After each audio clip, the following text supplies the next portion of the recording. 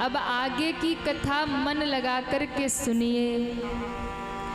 कथा कहाँ पहुँच गई तो कहा अयोध्या से सीधे बक्सर पहुँच गई।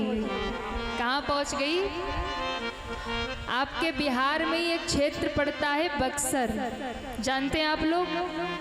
कितने लोग जानते हैं? अच्छा, जो हाथ नहीं उठा रहे वो नहीं जानते होंगे। अच्छा, आप लोगों को लगता है जब पड़ोसी हाथ उठा ही रहा तो हम काहे को उठाएं? हाँ, उतना काफी है। बगल वाला तो बता ही रहा कि हम बक्सर जानते हैं। और जब बगल वाला बता दिया तो हमको क्यों बताना, हम तो जानते ही हैं। धन्य हो मोतिहारी वालों।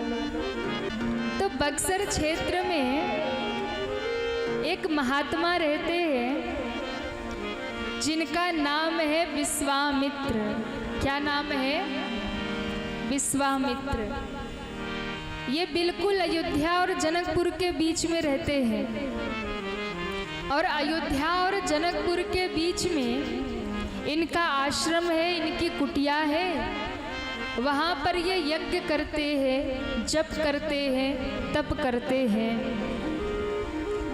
और कहते हैं कि बाबा विश्व मंगल के लिए तपस्या कर रहे हैं, विश्व मंगल के लिए यज्ञ कर रहे, पर बाबा का यज्ञ पूरा नहीं हो रहा। बाबा गोस्वामी जी महाराज मानस में दर्शन कराते हैं। विश्वामित्र महामुनि ज्ञानी, बसहि विपिन शुभ आश्रम जानी। बिल्कुल मध्य में रहते हैं, यज्ञ करते हैं, पर यज्ञ पूरा नहीं हो रहा।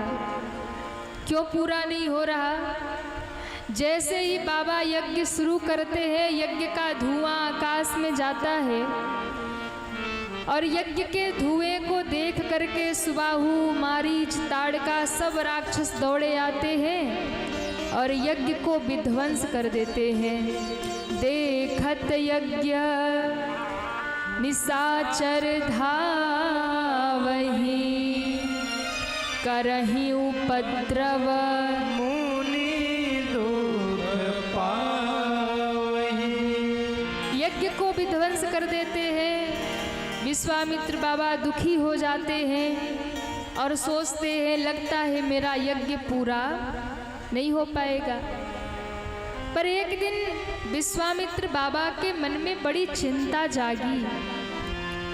विश्वामित्र बाबा बड़े चिंतित हो उठे और बाबा ने सोचा कि यज्ञ तो पूरा हो नहीं रहा है और ये राक्षस है कि इन्हें मैं संभाल नहीं पा रहा। बड़े चिंता में बैठे थे। शिष्यों ने कहा, गुरुदेव आप इतने दुखी क्यों हो रहे हैं? आपके मन में कोई प्रश्न चल रहा है? कहा, बेटा मैं यही सोच रहा हूँ कि मेरा यज्ञ पूरा नहीं हो रहा। ये रावण के भेजे हुए आतंकी जो हैं यज्ञ पूरा होने नहीं दे रहे। मैंने मन में निर्णय किया है। क्या? भगवान अयोध्या में प्रकट हो गए हैं, राम रूप में आए हैं। मैं सोचता हूँ कि अयोध्या जाऊँ, महाराज दशरथ के द्वार पर जाऊँ और राम और लक्ष्मण को मांग ले आऊँ। क्या होगा? राम लक्ष्मण आएंगे, मेरे यज्ञ की रक्षा करेंगे और मेरा यज्ञ पूरा हो जाएगा। इसलिए मैं सोचता हूँ कि जाऊँ मांग कर लाऊं, क्योंकि हरि बिनु मरहि न निशिचर पापी।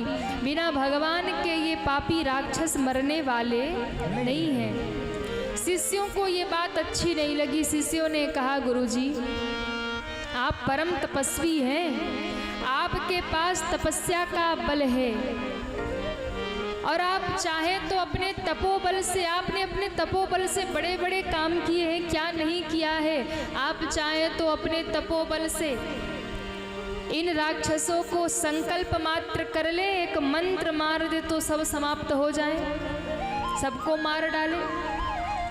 तो आप क्यों नहीं अपने मंत्र का प्रयोग करते, अपनी तपस्या का प्रयोग करते? एक संकल्प करिए, राक्षस समाप्त। क्या किसी के दरवाजे मांगने जाने की जरूरत है? आप साधु हैं, आप महात्मा हैं, और संतों को मांगना द्वार पे राजा के अच्छा नहीं लगेगा। विश्वामित्र बाबा मुस्कुराए और कहा, बेटा मैं तुम्हारा गुरु हूँ। क्या कहा?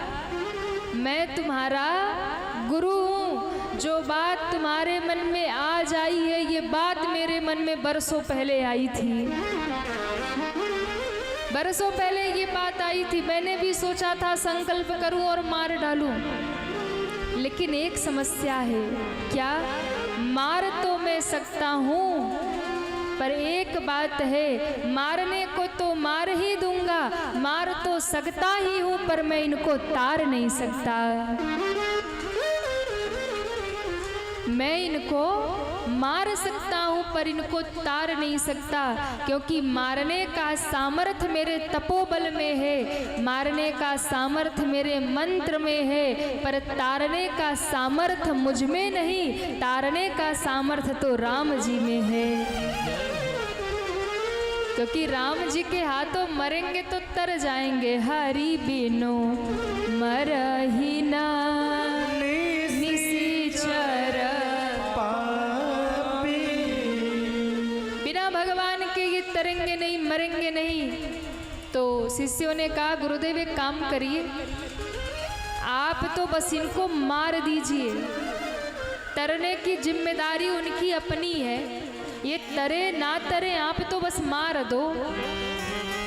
बोले, बेटा चलो मार हम देंगे, तरने की जिम्मेदारी उनकी है, लेकिन समस्या है क्या? मार दूंगा और तरेंगे नहीं तो 10 मिनट बाद फिर प्रकट हो जाएंगे, क्योंकि मायावी जो है,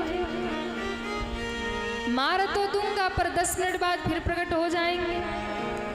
और दूसरी बात, मार तो दूंगा और तपोबल से चलो इनको तार भी दूंगा, तरना तो जरूरी है, इसलिए मानो तार भी दूंगा, लेकिन घाटा मेरा ही हो जाएगा। आपका क्या घाटा होगा? कहा, देखो मैं अनुष्ठान कर रहा हूँ, मैं यज्ञ कर रहा हूँ, यज्ञ में बैठा हूँ, और शास्त्र ऐसा कहते हैं, जब आप कोई अनुष्ठान कर रहे हो, जब आप कोई व्रत कर रहे हो, जब आप किसी नियम का पालन कर रहे हो, तो उस समय जरा भी क्रोध नहीं आना चाहिए। क्यों? आप पूजा करने बैठे हैं, आप व्रत कर रहे हैं, आप अनुष्ठान कर रहे हैं, और उस बीच में यदि आपको क्रोध आया तो आपका अनुष्ठान समाप्त हो जाएगा, आपका व्रत भंग हो जाएगा। इसलिए ये बात बिल्कुल ध्यान देने योग्य है, बड़ी सूक्ष्म बात है। क्यों? घरों में होता यही है, जिस दिन माताएं व्रत रहती हैं उस दिन सारा घर सर पे उठा लेती है। हाँ? सुबह से चिल्लाना शुरू, चुप रहो, आज हमारा व्रत है। उधर बहू को चिल्ला, अरे बहू अभी प्रसाद नहीं बनाया, आज हमारा व्रत है, पूजा की थाली नहीं लगाई, ये नहीं हुआ, वो नहीं, पूरे घर में हल्ला। हाँ? सुबह से ही पता चले कि आज मैया ने व्रत उठा लिया है। अब व्रत का क्या उठाया, पूरा घर ही उठा लिया। उसी में चिल्ला रहे, गुस्सा हो रहे, कभी महाराज बच्चों पे चिल्ला रहे, कभी बहू पे चिल्ला रहे, कभी कोई बाहर से आ गया उस पे झल्ला रहे, इनको भी आज ही टपकना था। हाँ, बैठ गई पूजा कर, अरे बहू माचिस ले आ, माचिस। 2 मिनट लेट हुआ, अरे कहाँ मर गई। अब बताओ, बैठी है व्रत में, बैठी है अनुष्ठान में, और सब शुरू है, क्रोध भी कर रहे, चिल्ला भी रहे, 1 मिनट मन भगवान में। अब बहू ने सारा सामान ला के बैठे अगरबत्ती दिखाई, बैठे बैठे वो जल चढ़ाया, सब पूजा किया, फिर आके बैठी सोफे पे, बहू जल्दी से लेके आ फलहार। अब जितना तो रोज नहीं खाते उसका दुगना व्रत में ले लिया। और फिर आराम से पड़ गई और कह रही आज हमारा व्रत है, आज हमसे कोई बोले नहीं, आज हमारा अनुष्ठान है। अरे काहे का अनुष्ठान, सब खंडित हो गया। जितना रोज नहीं खाते उतना व्रत में। अच्छा, कई लोग तो खाने के लिए व्रत रहते हैं कि बढ़िया व्रत का बहाना है, आज तो आराम से बैठेंगे, घर वाले बढ़िया बढ़िया फलहार बना बना के ले आएंगे, भैया व्रत है। लंबी चौड़ी लिस्ट भाइयों के हाथ में, महाराज ये भी ले आना वो भी ले आना, आज हमारा व्रत है। देखो व्रत का तो लाभ है ना कि व्रत यदि रहना है तो थोड़ा भूखे भी रहा जाए। उपवास का अर्थ क्या है? उप यानी श्रेष्ठ, उप यानी ऊपर, वास यानी निवास करना, यानी भगवान के चरणों में निवास करना, उनका चिंतन करना, उनको याद करना ही सबसे बड़ा उपवास है। कहने को तो उपवास है पर भगवान का नाम एक भी बार नहीं आ रहा। कहने को तो एकादशी कर रही है पर ठाकुर जी को जरा भी याद नहीं कर रही है। उस व्रत का कोई मतलब नहीं है। व्रत में, अनुष्ठान में नियम का पालन करिए और सबसे पहला नियम यही है कि क्रोध नहीं आना चाहिए। सबसे पहला व्रत है, सबसे पहला नियम है कि क्रोध पे कंट्रोल। पर व्रत में तो ज़्यादा ही गुस्सा आता है और यदि क्रोध हुआ तो अनुष्ठान खंडित, व्रत खंडित।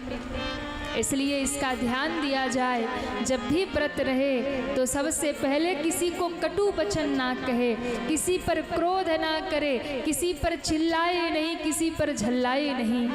प्रेम से भगवान की स्थापना करे, पूजन करे, जिस भी व्रत का पालन कर रहे हैं उसका नियम का पालन करे और ज़्यादा से ज़्यादा भगवान के नाम का सुमिरन करे।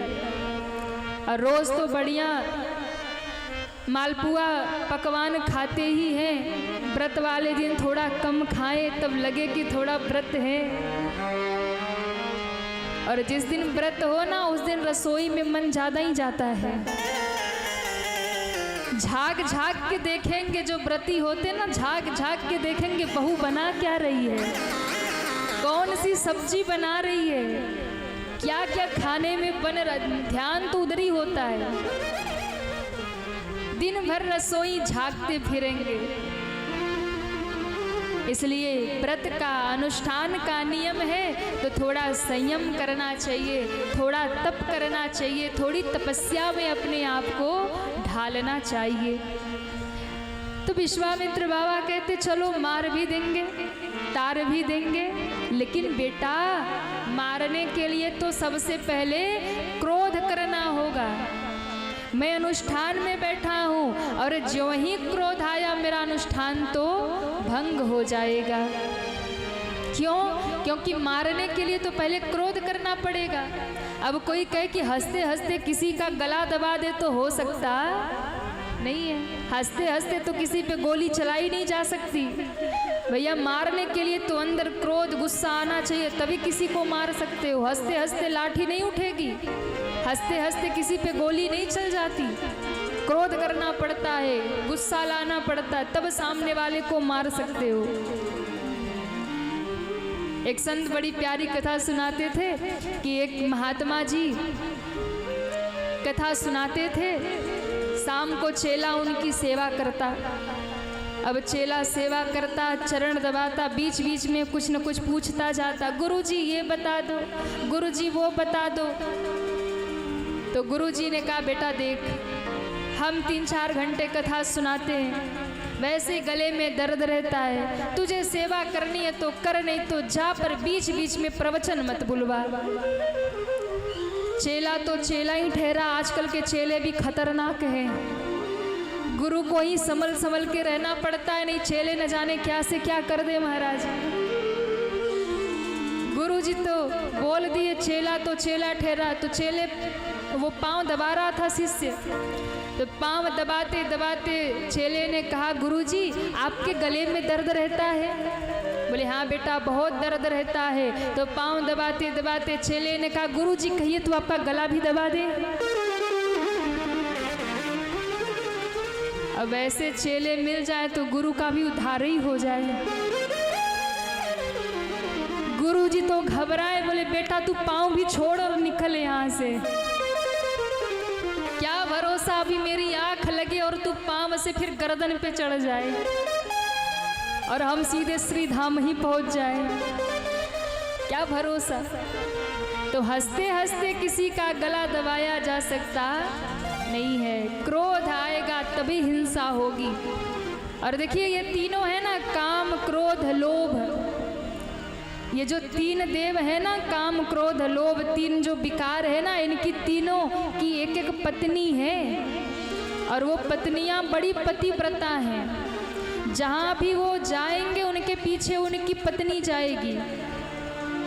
तो कहा सबसे पहले काम की पत्नी है रति, जहाँ काम जाएगा वहाँ रति भी जाएगी। क्रोध की पत्नी है हिंसा, जहाँ भी क्रोध होगा वहाँ हिंसा जरूर हो जाएगी। जब भी क्रोध आए आप देखना, वो क्रोध कोई न कोई हिंसा आपसे करवाएगी, क्योंकि क्रोध जहाँ जाता है उसकी पत्नी हिंसा उसके पीछे पीछे जाती है। श्रीमती हिंसा देवी वो अपने पति के पीछे ही रहती है, यानी क्रोध आएगा तो श्रीमती हिंसा देवी भी आएंगी। और गुस्सा जब आता है तो व्यक्ति का दिमाग काम करता नहीं है। क्या होता है, जैसे गुस्सा आए आपसे हिंसा हो जाएगी, चाहे वाणी से हो जाए, मन से हो जाए या कर्म से हो जाए। किसी भी अवस्था में ना कुछ हो तो मुख से ही हिंसा हो जाएगी, उल्टी सीधी बातें कह दोगे, गाली ही दे डालोगे। मन से हिंसा हो जाएगी, मन में आएगा कि उठाऊं लठिया मार डालूं। शरीर से हिंसा, कर्म से हिंसा हो जाएगी।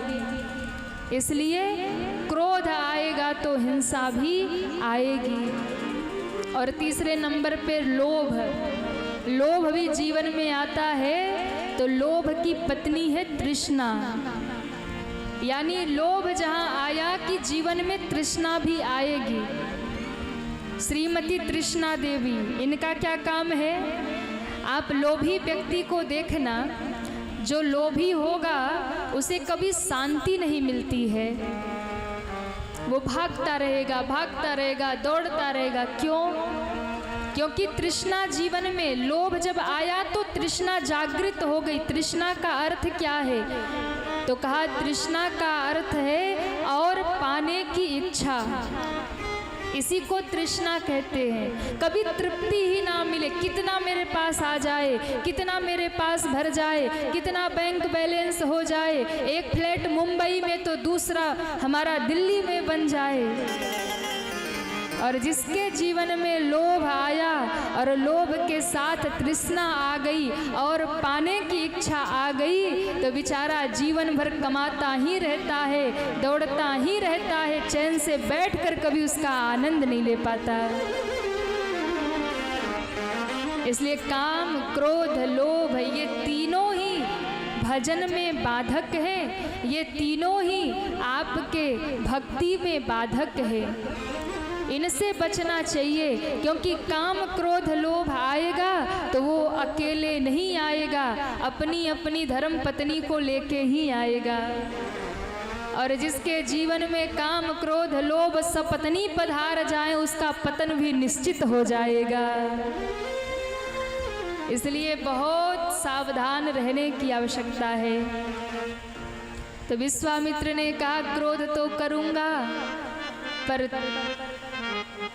हिंसा तभी होगी जब क्रोध करूँगा, और क्रोध करूँगा तो फिर मेरा अनुष्ठान भंग हो जाएगा।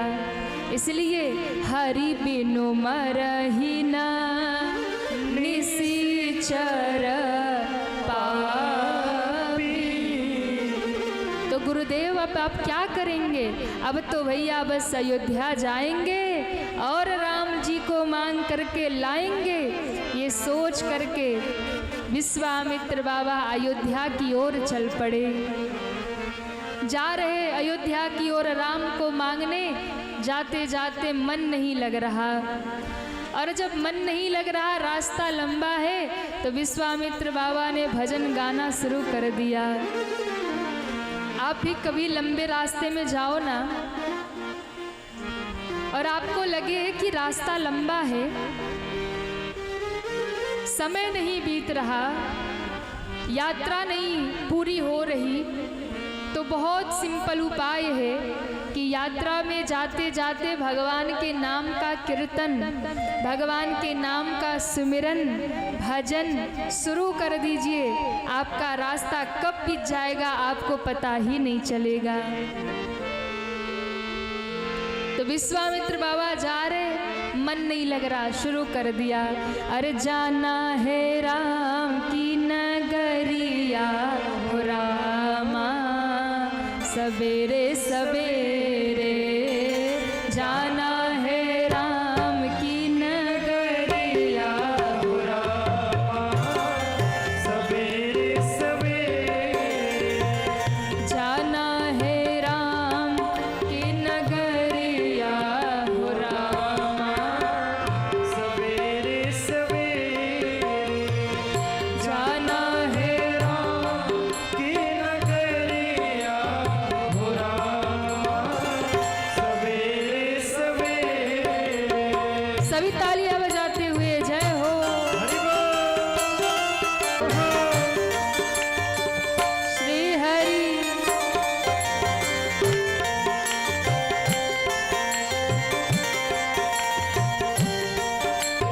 और भगवान के पास जाना है, भगवान के चरणों तक जाना है। कैसे जाएंगे? संतों ने कहा, मन के मनाते चला, प्रेम के लगा के चला, मन के लगा के चला, प्रेम के लगा के चला, मन के मनाते चला, हरि गुण गाते चला, मन के मनाते चला, हरि गुण गाते चला, मन के मनाते चला, हरि गुण गाते चला, हरि गुण गाते चला, मन के मनाते चला, हरि गुण गाते चला, मन के मनाते चला। हरि गुण गाते चला। तब दिखी है, भजन सुनना है कि नहीं? सुनना है? पीछे तक दोनों हाथ ऊपर सभी, और तालियां बजाते हुए।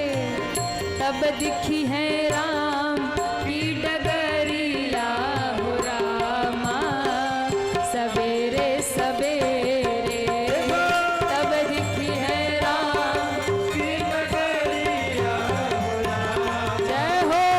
सवेरे सवेरे जाना है राम की नगरिया हो रामा, सवेरे सवेरे जाना है राम।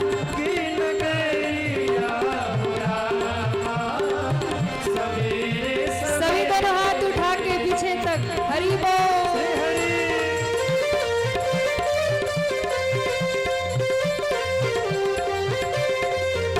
हरि बोल।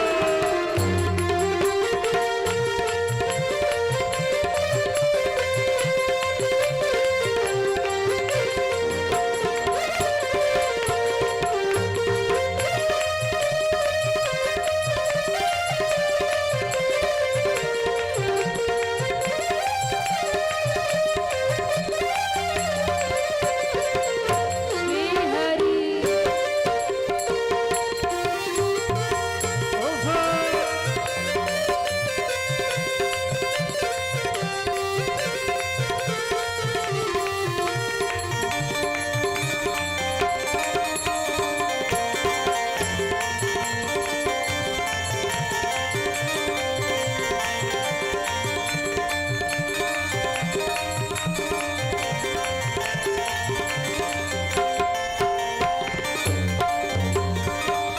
और राम जी कब मिलेंगे? तो कहा भैया राम जी को पाने के लिए कुछ तो छोड़ना पड़ेगा ही पड़ेगा। तो क्या छोड़ना है? मोह अभिमान छोड़ा संसार काम छोड़ा, मोहया अभिमान छोड़ा, संसार काम छोड़ा, मोहया अभिमान छोड़ा, संसार काम छोड़ा, अभिमान छोड़ा, संसार काम छोड़ा, मोहया अभिमान छोड़ा, संसार काम छोड़ा, संसार काम छोड़ा, मोहया अभिमान छोड़ा, संसार काम छोड़ा, अभिमान छोड़ा, संसार काम छोड़ा, तबली है राम जी खबरिया। ऐसे नहीं, राम जी ऐसे खबर लेंगे कथा में बैठे ऐसे ऐसे करके, दोनों हाथ ऊपर पीछे तक सभी, और जो ताली नहीं बजाएगा ना, हनुमान जी घूम रहे पूरे पंडाल में, और राम कथा में जो ताली नहीं बजा फिर हनुमान जी उसे बताते, ऐसे दोनों हाथ ऊपर करिए पीछे तक और तालियां बजाते हुए जय हो।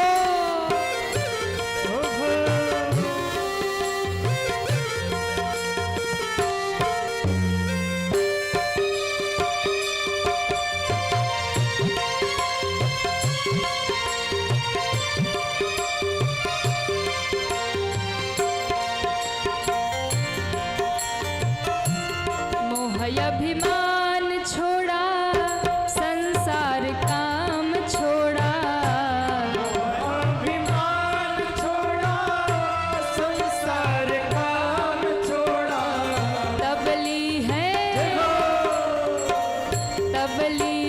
राम जी खबरिया हो रामा, सवेरे सवेरे, तबली है राम जी खबरिया हो रामा, सवेरे सवेरे, जाना है राम की नगरिया हो रामा, सवेरे सवेरे, जाना है राम की नगरिया हो रामा, सवेरे सवेरे, सवेरे सवेरे, सवेरे सवेरे, सवेरे सवेरे, कि मन के मनाते चला, हरि गुण गाते चला। देखो एक ना एक दिन तो हम सबको उसी राम की नगरिया जाना ही है, पर जाएंगे राम जी के सामने तो क्या मुंह लेके जाएंगे, कुछ पास में तो होना चाहिए ना, धर्म कर्म की पूंजी, भजन की पूंजी, क्यों? उसके बिना तो भैया खाली हाथ जाएंगे तो मुंह क्या दिखाएंगे, इसलिए कैसे जाएं? मन के मनाते चला, हरि गुण, ऐसे गाएंगे, थोड़े जोर से तो गाइए, आज कोई व्रत तो नहीं है ना, नहीं है तो थोड़ा जोर से गाइए। मन के मनाते चला, हरि गुण, ऐसे नहीं, पीछे तक सभी दोनों हाथ ऊपर करे पूरे पूरे, और दोनों हाथ उठा के इतनी जोर से गाइए कि राम जी तक आवाज पहुंचे। मन के मनाते चला, मन के हरि गुण, अरे तबली है राम जी खबरिया हो रामा, तबली है।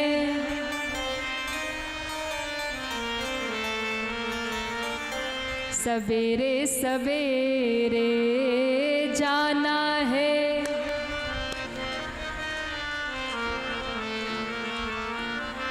सवेरे, बोले राघवेंद्र सरकार की, जय हो, अयोध्या धाम की जय हो, विश्वामित्र बाबा पहुंच गए दशरथ जी के द्वार पे। दूतों ने संदेश दिया, महाराज गांधी तनय बक्सर से विश्वामित्र बाबा पधारे हैं। दशरथ जी दौड़े दौड़े आए, विश्वामित्र बाबा का स्वागत करते हैं और स्वागत करके आसन पे बिठा के दोनों हाथ जोड़ लिए और दोनों हाथ जोड़ के कहते हैं, बाबा के ही कारण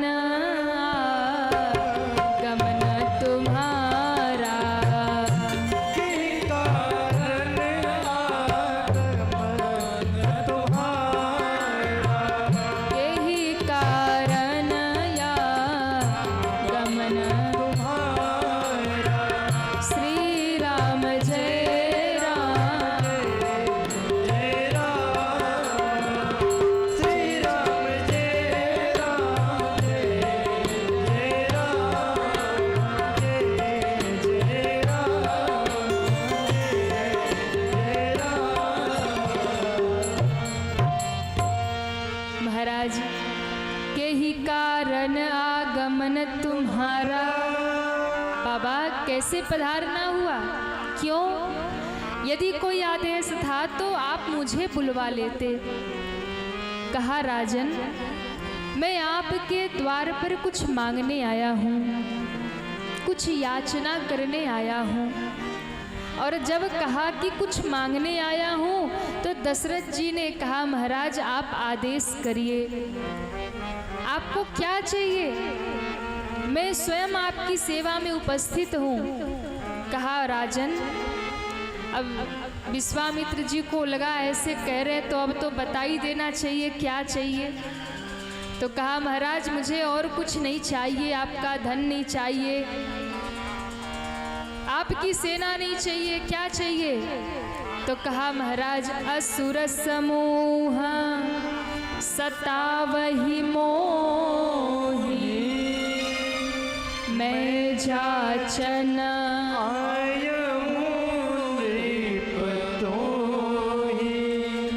मैं आपके द्वार पर कुछ मांगने आया हूँ। क्या मांगने आए हैं? तो कहा, महाराज अनुज समेत देहु रघुनाथ। कौन चाहिए? तो कहा, मुझे राम चाहिए। और राम अकेले नहीं चाहिए, इस चौपाई को बड़े ध्यान से समझिएगा।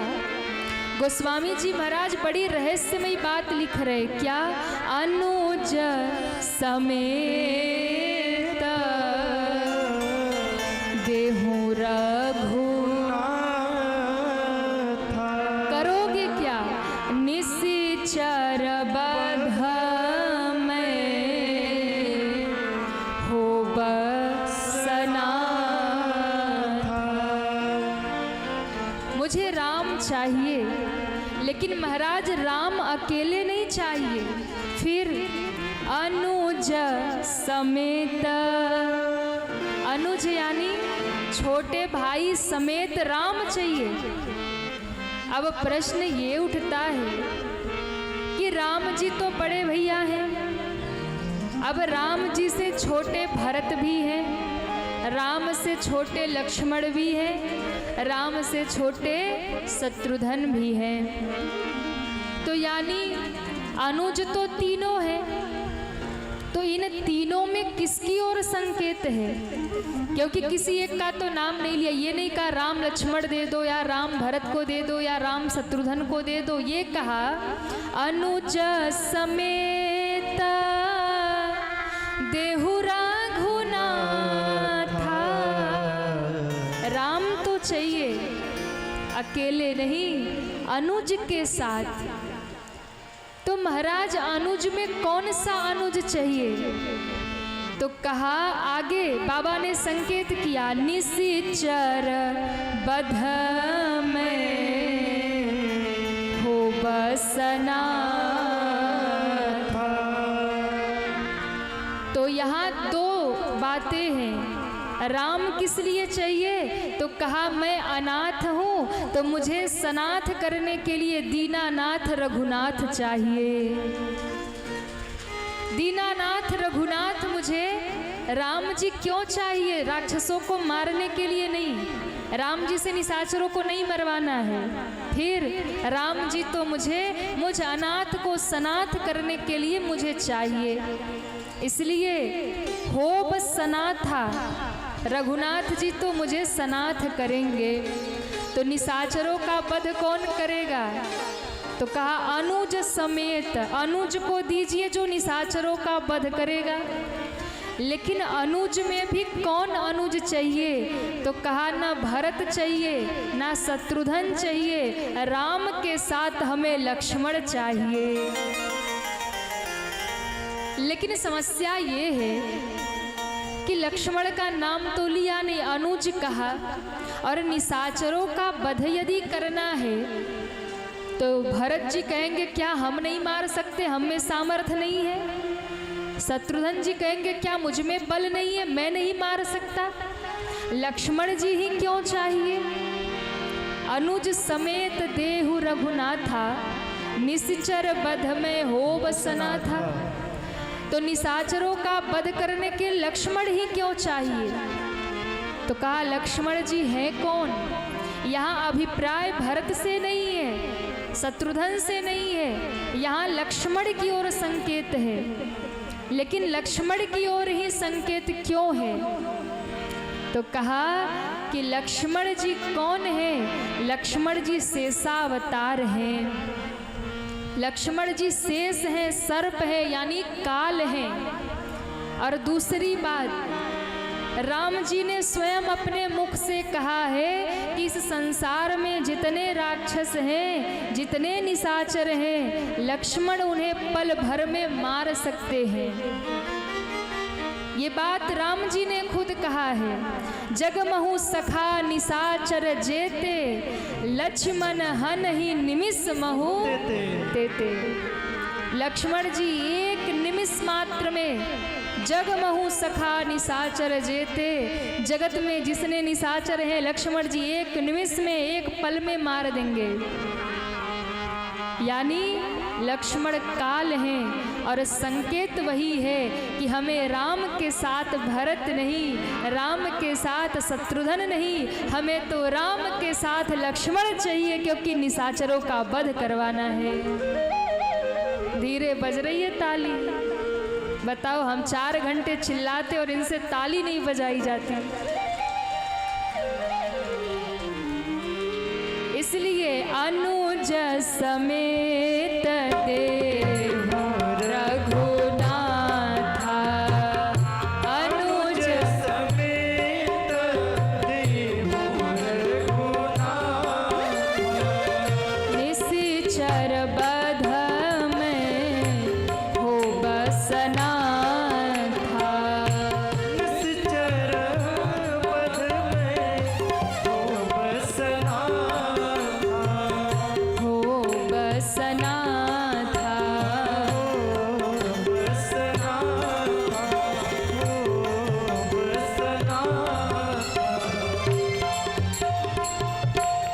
बोले महाराज राम को दे दीजिए अनुज के साथ में। जैसे ही सुना हाथ जोड़ लिया गुरुदेव, चौथे पन पायहु सुत चारि, विप्र बचन नहीं कहे हूँ विचारी। बाबा तनिक सोच के तो बोलिए, समझ के तो बोलिए। चौथे पन में 4 बेटे मिले और उसमें से भी आप 2 का दान मांग रहे, कैसे दे सकता हूँ? इसलिए आपको जो चाहिए ना आप सब ले लीजिए। क्या मांगू भूमि धेनु धन कोसा, आपको धन चाहिए, राजकोष चाहिए, भूमि चाहिए, गाय चाहिए, जो चाहिए सब ले जाओ, सेना चाहिए।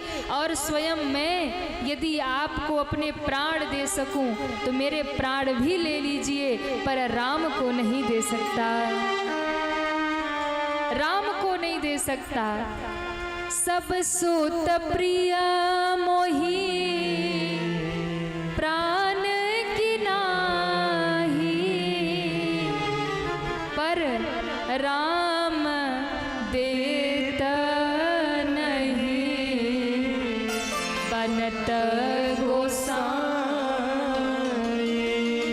वैसे तो सारे पुत्र मुझे प्रिय हैं, पर रही बात राम की तो राम देत नहीं बनत गोसाई। अब दोनों ठन गए। विश्वामित्र कहते हम राम को ही लेके जाएंगे, दशरथ जी कहते सब दे देंगे, राम नहीं देंगे। तब वशिष्ठ जी ने आके समझाया कि राजन राम को दे दो, मैं तुम्हें गारंटी देता हूँ राम जाएगा तो अकेला पर लौटेगा तो अकेला नहीं होगा, राम के साथ में बहू भी घर में आ जाएगी। दशरथ जी ने कहा गुरुदेव आप सही कह रहे हैं। बोले बिल्कुल सही कह रहे हैं, राम के लिए बहू ना आप ढूंढ पाएंगे ना हम ढूंढ पाएंगे, राम के लिए बहू तो विश्वामित्र जैसे बाबा ही ढूंढ के लाएंगे।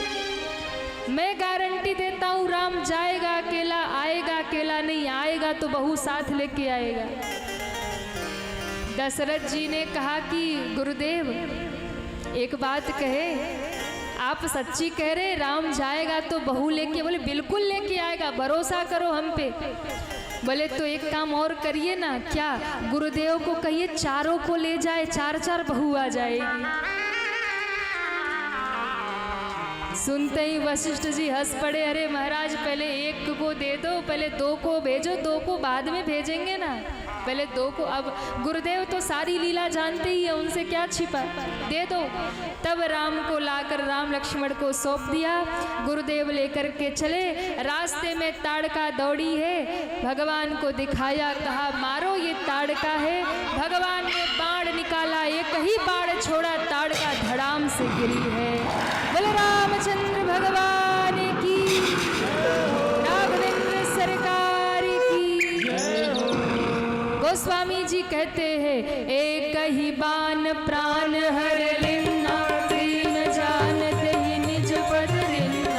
एक ही बाण प्राण हर लेना, दिन जानते निज पद देना, दीन जानते ही निज पद देना।